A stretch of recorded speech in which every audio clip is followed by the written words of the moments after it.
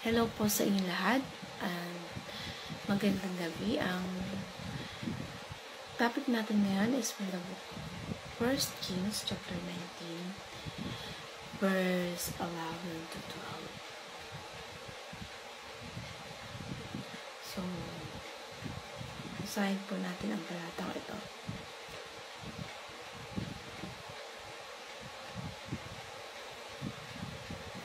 Nagsalita ang Panginoon, lumabas ka at tumayo sa ibabaw ng bundok sa aking presensya dahil dadaan ako. Pagkatapos may dumaan na napakalakas na hangin na bumitak sa mga bundok at tumurog sa mga bato. Pero wala ang Panginoon sa hangin. Pagkatapos ng hangin, lumindol, pero wala rin ang Panginoon sa lindol. Pagkatapos ng lindol, may apoy dumating, pero wala pa rin ang Panginoon sa apoy. Pagkatapos ng apoy, may narinig siyang tinig na parang bulong. So, ituloy po natin hanggang 13. Nang marinig ito ni Elias, nagtakip siya ng kanyang muka gamit ng kanyang balabal. Lumabas siya at tumayo sa bungad ng aming. So, dito,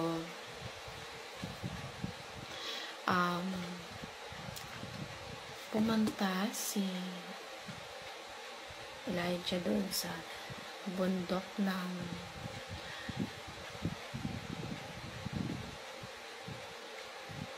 sa paglalakbay niya. Dito niya na-encounter ang Lord na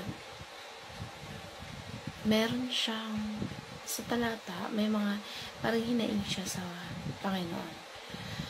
Sabi niya, gusto niyang mamatay na lang siya. Sobra na ito, Panginoon. Punan mo na lang ang buhay ko. Pero sa mga talata ito sinasabi, wala nang tumira sa propeta. Sabi ng Diyos, nagtira ako ng mabubuting propeta. Ang usapan ng Diyos nila dito, na parang nangihina si Elijah. The powerful encounter na biglang na-stress siya, na burn out. At talagang pinanghinaan siya ng Lord. Sabi niya, Lord, sobrang grabe nangyari sa akin. Sana mamatay na lang ako. Punin niyo na lang ako. Pero, yung kahinaan natin, minsan, doon natin na i-encounter si Lord kapag once na hinahina tayo, nakakatawag tayo sa Panginoon. So, katulad ni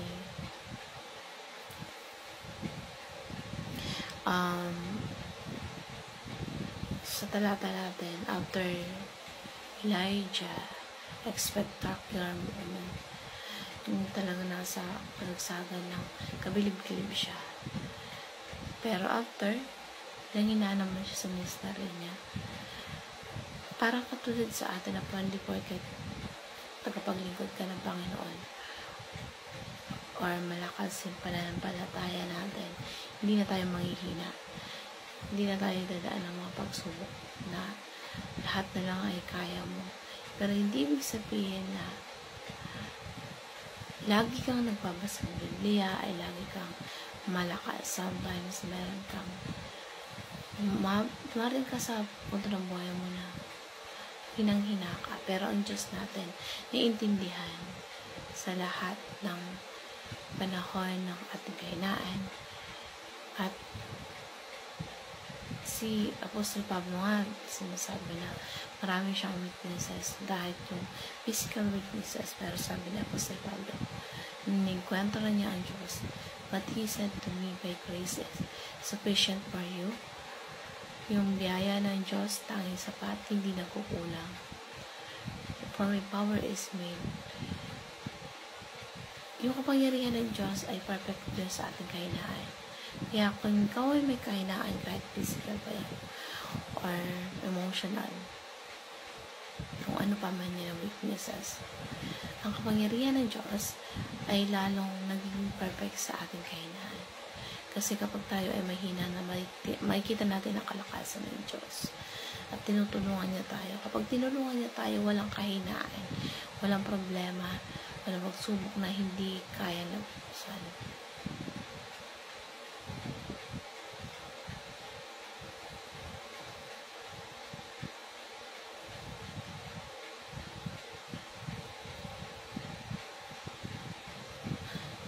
So,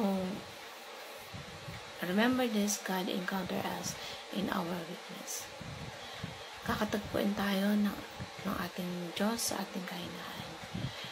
So, God encounter us through still in our weaknesses. So, balikan natin ang ating talata. Sabi ng Diyos, pumasok sa, parang nagmukhang na lang sa loob ng kuweba ng Yorin. Pagod na siya, ayaw niya na makakita ng tao. Gusto niya dumistansya sa mundo. Pero sabi ng Panginoon sa kanya, lumabas ka dyan, papakita ko sa iyo ang presensya ko. Pero sabi dito, may napakalakas na hangin na halos yung may lindol, pero wala doon ang Diyos. Pagkatapos ng apoy, may narinig siya isang tinig na parang bulong. At yun yung bulong ng Diyos na tandaan natin encounter natin na kailangan natin manihimik. Yung ingay ng mundo ay mawala. Kailangan hindi natin marinig yung ingay ng mundo. At kailangan yung maliit na boses yung pakinggan natin. Simpleng boses, gentle voice, yung maliit na bulong. Natinig na kapag pinakinggan natin. Alam na tayo nagaling yun sa Panginoon. So, hindi laging kamangha-mangha. Pero, nangungusap ang Panginoon sa ating mga puso na hindi kailanman kailangan ng kamangha-mangha dahil kapag nangusap ang Diyos sa atin, yung parang normal lang na araw pero biglang mangusap ang Diyos sa atin. Kasi ang Diyos na parang kaibigan na pag-usap sa atin. Lagi na umusap sa atin, kaya wag natin baliwalain ang tinig ng Diyos sa buhay natin.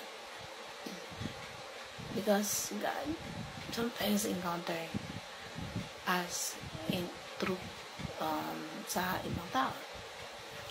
So, lahat ng tao may pinagdadaanan. So, kailangan lahat ng mga